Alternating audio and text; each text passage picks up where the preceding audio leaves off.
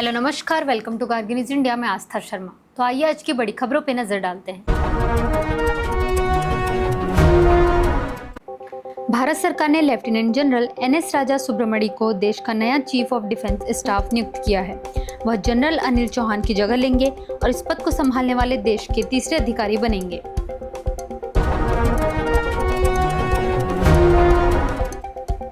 उमर अब्दुल्ला ने जम्मू कश्मीर में बढ़ती राजनीतिक बयानबाजी पर बीजेपी पर निशाना साधते हुए कहा कि पार्टी ब्लैकमेल की राजनीति कर रही है। उन्होंने कहा कि खासकर बीजेपी को वोट देने वाले लोग समझें कि जम्मू कश्मीर के लोगों को धमकाने की कोशिश की जा रही है।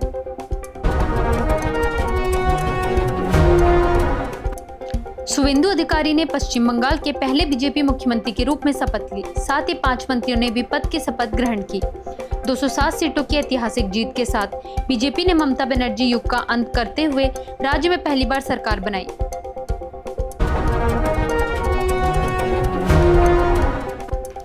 चाइना ने रिपोर्ट्स के अनुसार स्वीकार किया है कि ऑपरेशन सिंदूर के दौरान उसने पाकिस्तान को ऑन ग्राउंड सपोर्ट प्रदान किया था। रिपोर्ट में चीनी अधिकारी झांग के हवाले से कहा गया कि लड़ाकू विमानों की आवाज और लगातार बजते एयर रेड सायरनों के बीच हालात मानसिक और शारीरिक रूप से बेहद कठिन थे।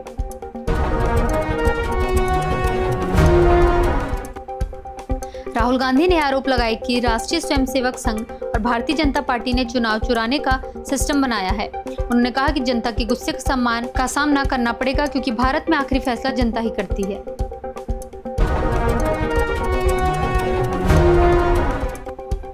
फारूक अब्दुल्ला पर हमले के आरोपी ने चार्जशीट में दावा किया कि वह कश्मीर में आतंकवाद फैलने के लिए उन्हें जिम्मेदार मानता था। आरोपी ने पुलिस से कहा कि वह पिछले 20 वर्षों से उन्हें मारना चाहता था और उसने यह हमला किसी के कहने पर नहीं किया।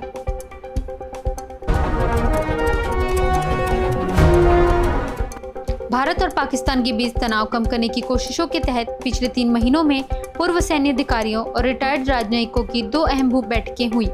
कतर और एशिया के एक अन्य शहर में हुई इन बैठकों में दोनों देशों के बीच बैक चैनल बातचीत बढ़ाने पर सहमति बनती दिखी।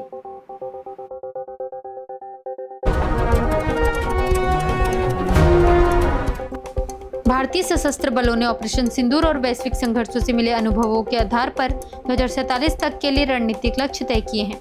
इस रोड मैप का उद्देश्य सेना, नौसेना और वायुसेना के बीच तालमेल बढ़ाते हुए भारत की सेना को तकनीकी रूप से उन्नत और मल्टी डोमेन फोर्स में बदलना है।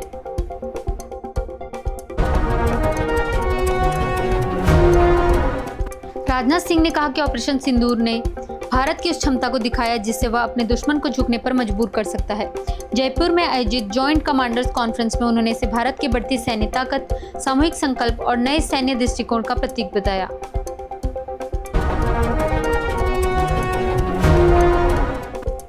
डीएमके ने कांग्रेस से अलगाव के बाद विधानसभा में सीटिंग व्यवस्था में बदलाव की मांग की। यह मांग उस फैसले के 2 दिन बाद आई है जब इंडियन नेशनल कांग्रेस ने डीएमके का साथ छोड़कर अभिनेता राजनेता विजय की टीवीके के साथ हाथ मिला लिया।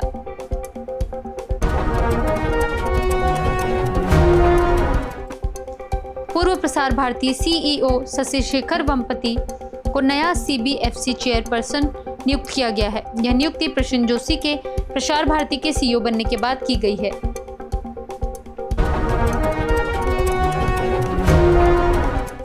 कियर स्टार्मर पर लेबर पार्टी की चुनावी हार के बाद नेतृत्व को लेकर दबाव बढ़ गया है।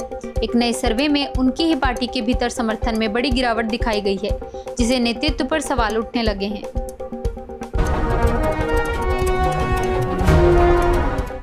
यूएस ने ईरान के हथियार कार्यक्रम में मदद करने के आरोप में कई कंपनियों और व्यक्तित्वों पर नए प्रतिबंध लगाए हैं। अमेरिकी विदेश मंत्री मार्को रूबियो ने कहा कि वॉशिंगटन को युद्ध खत्म करने के अमेरिकी प्रस्ताव पर आज ईरान की प्रतिक्रिया मिलने की उम्मीद है।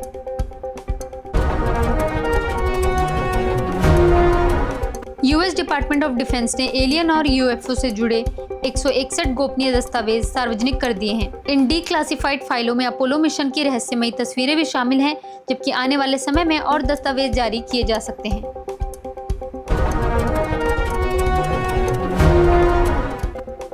यूएस की सेना ने पूर्वी प्रशांत महासागर में एक संदिग्ध ड्रग बोट पर हमला किया, जिसमें 2 लोगों की मौत हो गई और एक व्यक्ति बच गया। यह कार्रवाई राष्ट्रपति डोनाल्ड ट्रंप की नई कार्टेल विरोधी रणनीति के तहत तेज हुई।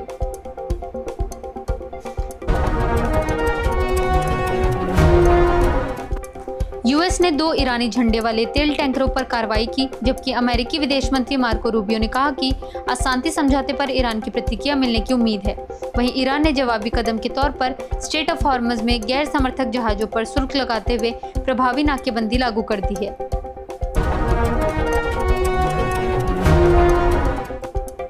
डोनाल्ड ट्रंप ने दावा किया कि रूस और यूक्रेन उनकी अपील पर 3 दिन की युद्ध विराम और कैदियों की अदला बदली पर सहमत हो गए हैं। वोलोडिमिर जेलेंस्की ने भी समझौते की पुष्टि करते हुए कहा कि यूक्रेन की प्राथमिकता अपने कैदियों को वापस लाना है।